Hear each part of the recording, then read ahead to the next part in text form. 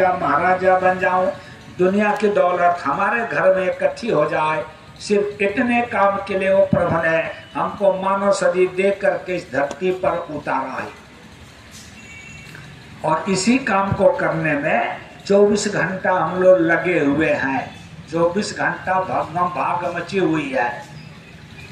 दिन भर तन से भागते हैं, शरीर से, और जब रात को सोते हैं तो मन से भागते हैं।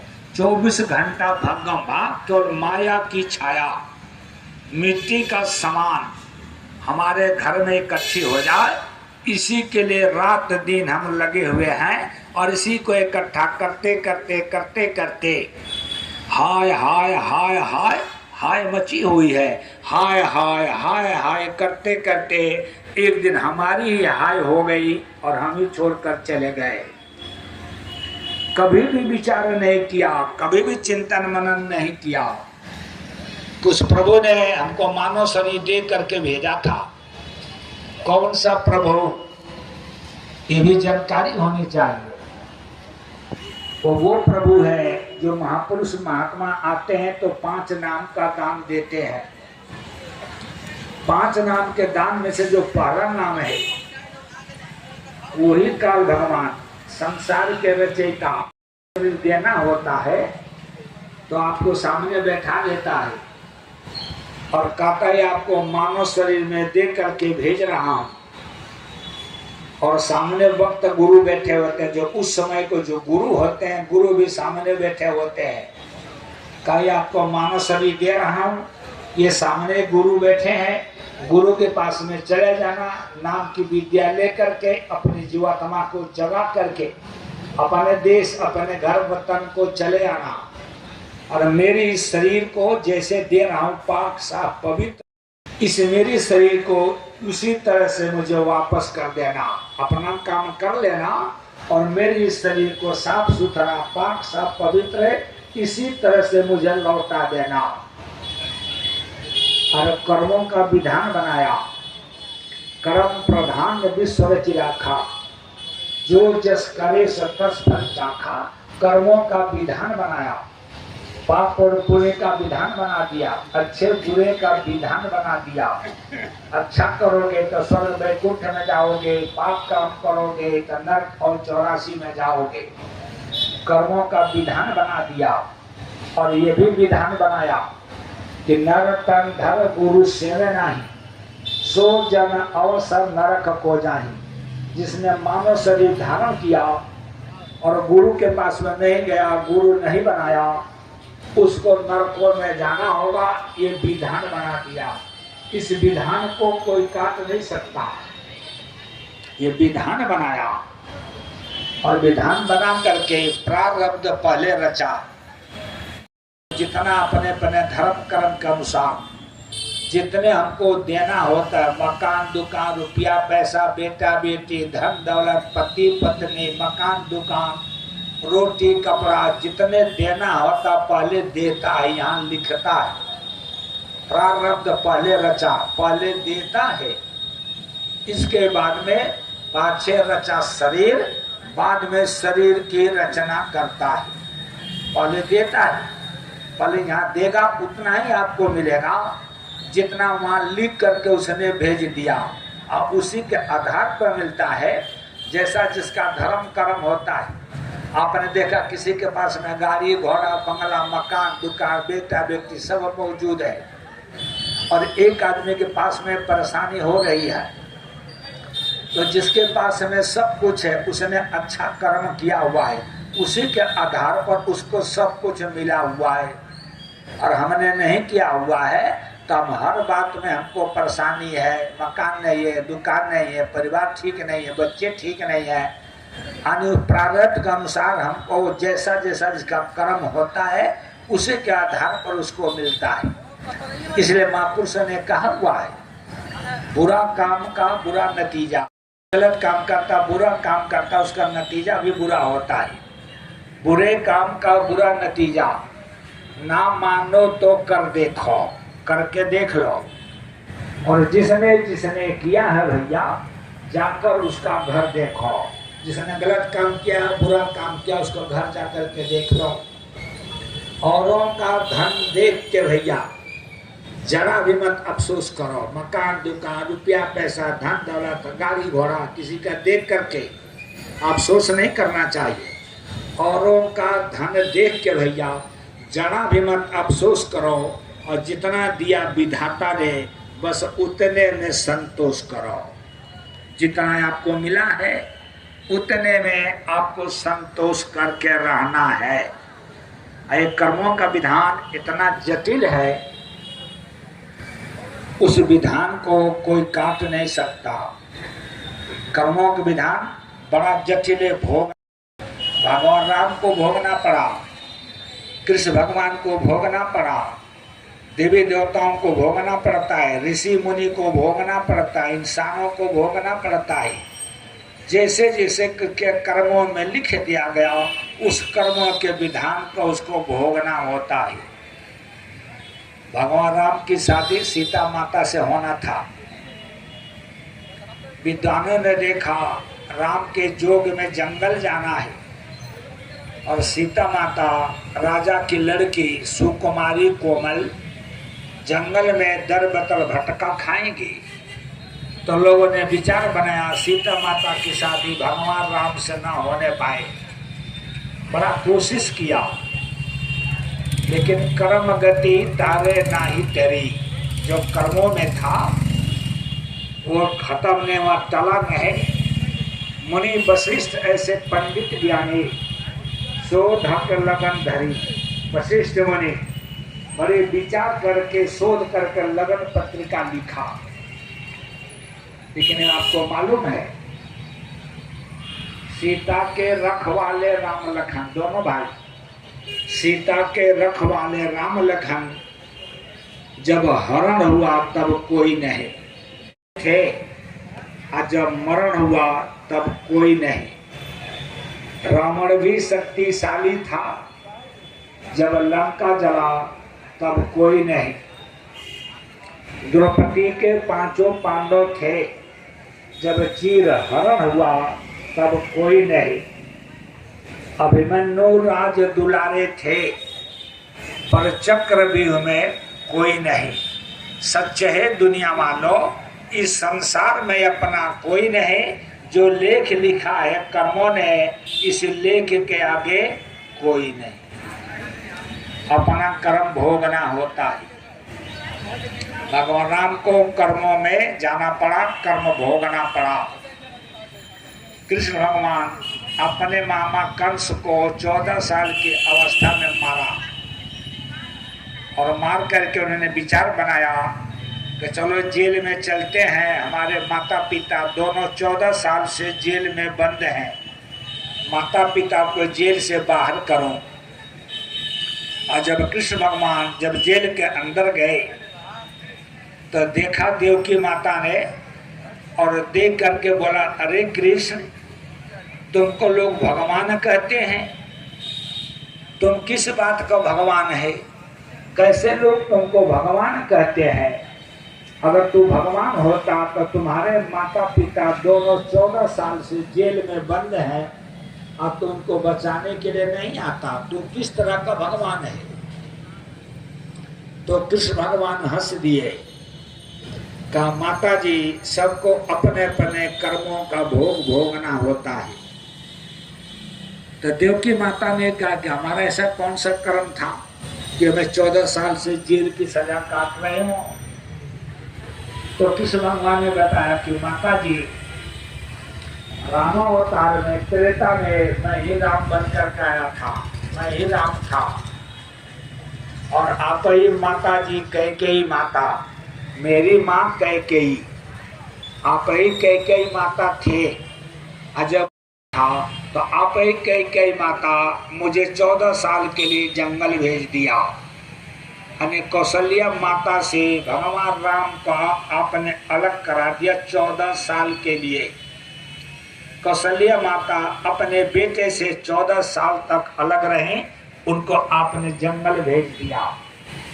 वही कर्म आकर के आज आपके ऊपर लगा है कि मैं आपसे 14 साल दूर हूँ। वैसे कि जन्म लिया क्षत्रिय कुल में, कृष्ण भगवान क्षत्रिय थे, जन्म लिया आपके पेट से, और जन्म लेते ही यादव कुल में, यादवों के घर में नंद बाबा जसोदा मैया की गोद में मुझे डाल दिया गया, और 14 साल से वही जसोदा मैया की गोद में मैं खेल रहा हूं। ये सब कर्मों का फल है। तो देवकी माता चुप हो गई।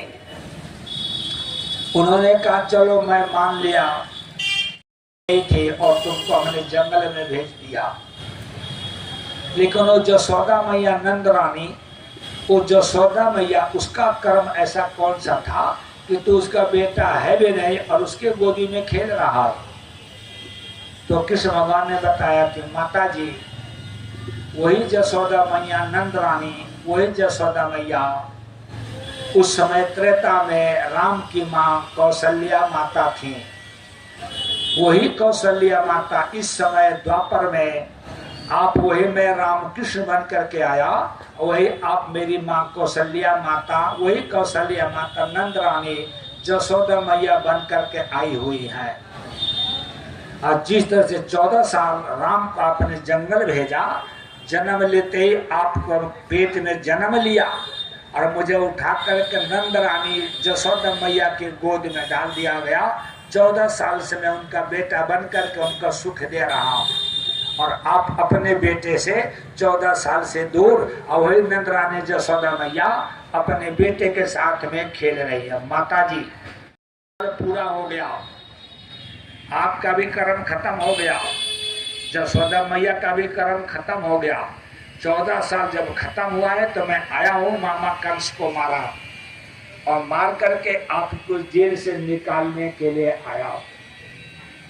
अपने अपने कर्मों की सजा को, विधान को भोगना होता है, उसको कोई काट नहीं सकता।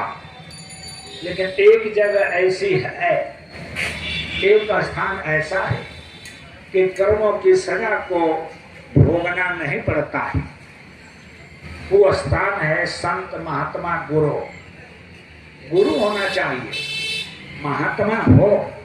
जब वो आपको महात्मा मिलेगा और महापुरुष मिलते हैं तो आपको ऐसे बैठा करके सीधे शब्दों में, ये मानव शरीर आपको थोड़े समय के लिए उस प्रभु के भजन पूजा पाठ इबादत करने के लिए मिला था, ये थोड़े समय के लिए मिला हुआ है। वो महापुरुष बताते हैं, समझाते हैं, सीधे बताते हैं। आए थे हरिभजन को और आए ये भी बताते हैं कि बाबा जी महाराज, बाबा उमाकांत जी महाराज पूरे विश्व में घूम घूम करके लोगों को यही बताने समझाने में लगे हुए हैं कि मानो सजाना मानव जन्म, मानो सजाना दियो भगवाना, जप तप भजन शरण गुरु जाना।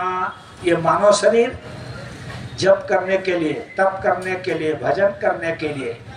जप का मतलब माला जपना, तप का मतलब ध्यान लगाना, और भजन का मतलब ऊपर से जो आवाज आ रही देववाणी वेदवाणी, उस आवाज को सुनने का नाम है भजन करना। तो ये रास्ता है आपको कहाँ से मिलेगा कि शरण गुरु जाना।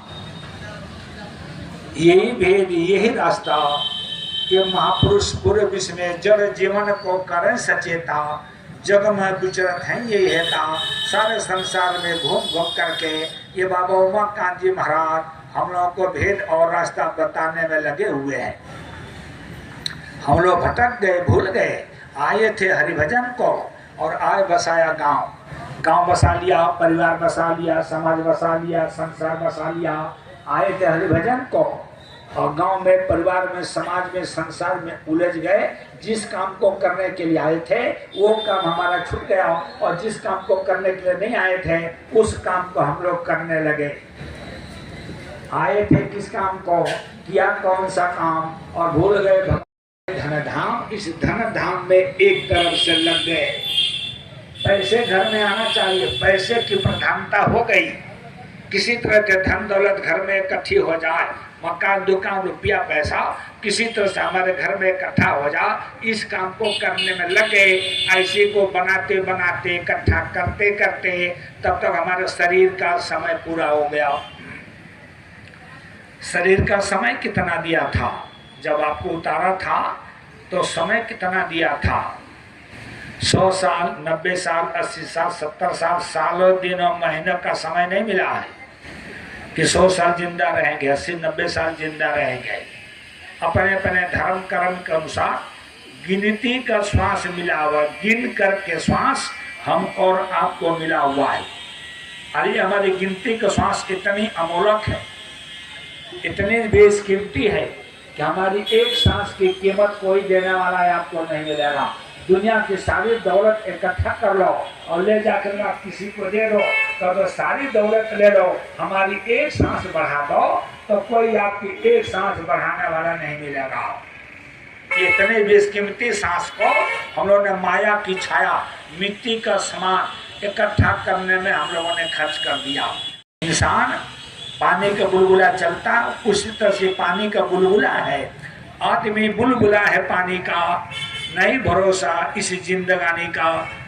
क्या से क्या आ जाए थोड़ी से बार में, थोड़ी देर में क्या से क्या हो जाएगा ये कोई पता नहीं। क्या हो जाए थोड़ी से बार में। लाखों मन सोना लगा था लंका की दीवार में, लंका का राजा रावण लाखों मन सोना, वहां का केवल महल ये सोने का बना हुआ था, सोने का महल रुपए का छाजा। और कहाँ गया नगरी का राजा, सोने का महल रखने वाला, चांदी का छज्जा रखने वाला, और रावण कहाँ चला गया किसी का कोई पता नहीं लगा। और आज तक उसी तरह से वो शहर गांव बसा पड़ा हुआ है। इकट्ठा करने वाला गया, पता नहीं चला। इसीलिए हम लोगों ने जितना इकट्ठा किया, धन दौलत मान सम्मान रुपया पैसा, इसी में उलझ गए। समय आ गया तो वाना तो परवाना जमदूत लेकर के आ जाते हैं। समय पूरा होते ही 2 जमदूत आते हैं, किसी को दिखाई नहीं देते हैं। सब चरपाई घेर करके, पति भी है, पत्नी भी है, बच्चे हैं, घर वाले, रिश्तेदार, गांव वाले, साथी, दोस्त, चरपाई घेर कर सब खड़े रहते हैं। किसी को जमदूत दिखाई नहीं देते और ना जमदूत की आवाज किसी को सुनाई देती है। वही जमदूत को देखता है जिसको लेने के लिए आते हैं। जमदूत की आवाज वही सुनता है जिसको लेने के लिए आते हैं। और बड़ा भयंकर शरीर, काला कलूटा, इतना मोटा सकल चेहरा, ये नाक बहुत लंबी और टेढ़ी। जब सत्संग सुनाते हैं बाबा जी, गुरु महाराज तो ध्यान से सुनो, सब बताते हैं। ये नाक बहुत लंबी और टेढ़ी, काला कलूटा सकल शरीर, लंबाई चौड़ाई से पुतला जलाते और रावण का कुंभकर्ण का उससे कई गुना ऊंचा, काला कलूटा। 18 उनका हाथ होता है, 18 भुजा जमदूतों का होता है। 2 होते हैं, आकर के खड़े हो जाते हैं। शकल देखते ही जिसको लेने के लिए आता है वही देखता है। शकल देखते ही ये डर के मारे दोनों आंखों की पुतलियां उलट जाती है और जोर से डांटते हैं, जल्दी खाली करो, समय पूरा हो गया। तो ये जो है आपका जो है डर के मारे पूरे शरीर का खून पानी बन जाता है और आवाज सुनते दोनों कान का पर्दा फट जाता है। जीभ को पकड़ा, तोड़ दिया, मरोड़ दिया। ना तो आप देख सकते हो, ना सुन सकते हो, ना बोल सकते हो। गले पर पैर रखते हैं, मुगदर मारी डारीगर फांसा, दूत ले चले धर्म के पासा। हथौड़ा मार मार करके इसी शरीर से जीवात्मा को निकाल करके और ले जाकर धर्मराज के कचहरी में खड़ा कर देते हैं। आसपास जोधा करे, सभी बजावे गाल, और महल से हमको ले चला ऐसा काल कराल। इसको बंद करो, का हटाओ।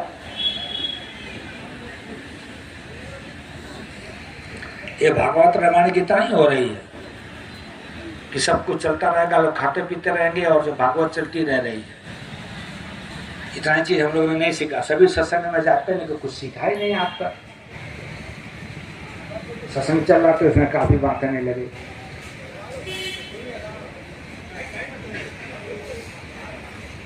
जय